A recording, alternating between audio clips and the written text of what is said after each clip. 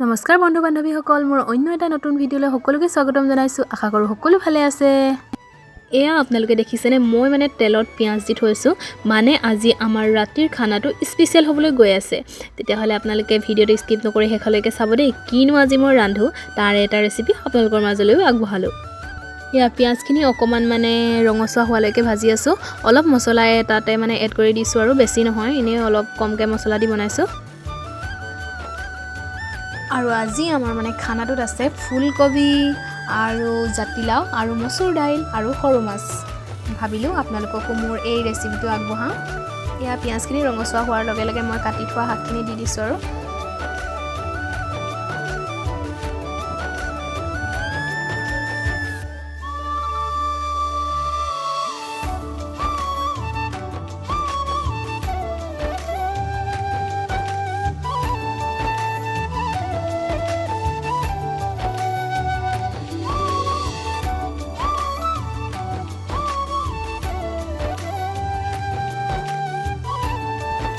এয়া মচুৰ দাইলখিনি দি পেলাই ধুনীয়াকৈ শাকখিনি অলপ লৰাই দিছোঁ আৰু লৰাই মিলাই দিছোঁ।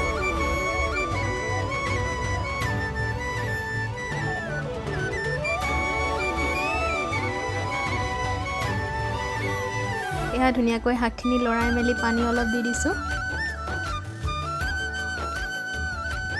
এয়া শাকখিনি সিজিছে দেখিছেনে, অলপ অলপ সিজিছে আৰু সৰু মাছ আছিলে, মই সৰু মাছো দি দিছোঁ। এনেকৈ খাই মই বহুত ভাল পাওঁ, সেইবাবে ভাবিলোঁ আজি এনেকৈ বনাওঁ। লাও আৰু ফুলকবি আৰু সৰু মাছ, এয়া সৰু মাছ মোৰা মাছ, দনিকণা মাছ তেনেকুৱাবিলাক।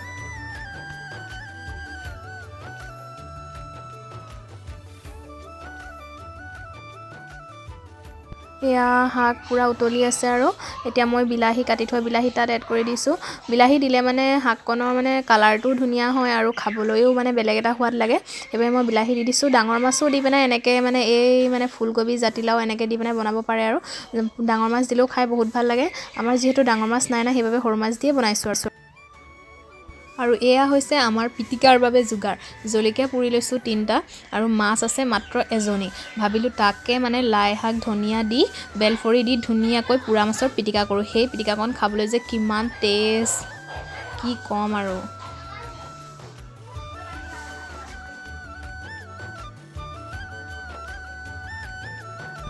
এয়া ঘৰৰে কুমলীয়া লাই শাক এপাত আনিলোঁ পিটিকাত দিবলৈ। এয়া সৰু সৰুকৈ মিহি মিহিকৈ কুটি দিছোঁ আৰু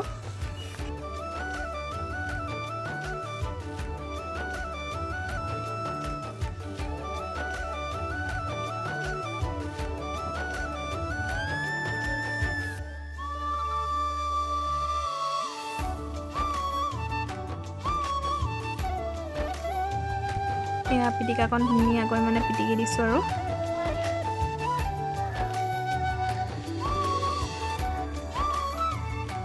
মাছজনী ধুনীয়াকৈ সৰু সৰুকৈ ছিঙি লৈছোঁ। যিহেতু বেছিকৈ পিটিকি দিলে হাতেৰে কাঁইট সোমাই যাব পাৰে, সেইবাবে সৰু সৰুকৈ ছিঙি লৈছোঁ আৰু পিচিও দিব পাৰে আপোনালোকে।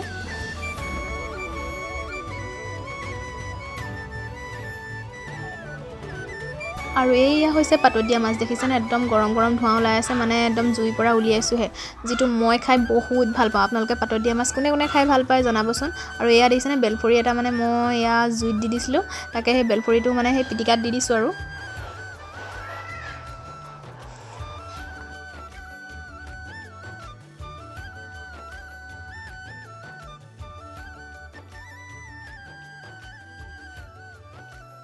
আৰু এয়া যিহেতু জুইৰ ওপৰতে আমাৰ কেৰাহীখন পাতি থৈছিলোঁ, শাক পূৰা হৈ গৈছে আৰু একদম ধুনীয়াকৈ এয়া শাকখিনি চাওকচোন কালাৰটো কেনেকুৱা লাগিছে। খাবলৈ কিন্তু বহুত টেষ্ট হৈছিল। এনেকৈ খাই মই বহুত ভাল পাওঁ। এনেকুৱা এখন চব্জি হ'লে মোক মাছ মাংস একোৱেই নালাগে। ডাঙৰ মাছ মাংসৰ কথা কৈছোঁ আৰু সৰু মাছ যিহেতু আছেই, একোৱেই নালাগে। মই এনেকৈ খাই বহুত ভাল পাওঁ। একদম এনেকৈ ভালকৈ একাহি খাই দিব পাৰোঁ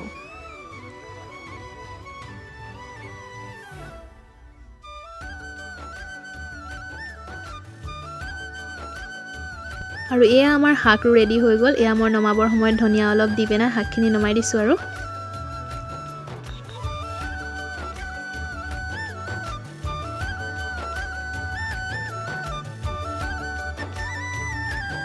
তেতিয়াহ'লে ভিডিঅ'টো আজিলৈ ইমানেই আছিল। যদি মোৰ ভিডিঅ'টো ভাল লাগিছে লাইক এটা কৰি দিব দেই, আৰু যদি মোৰ চেনেলটো ছাবস্ক্ৰাইব কৰা নাই ছাবস্ক্ৰাইব এটা কৰি দিব। তেতিয়াহ'লে অন্য এটা ভিডিঅ'ত লগ পোৱাৰ আশাৰে আজিলৈ আহিছোঁ। Bye bye.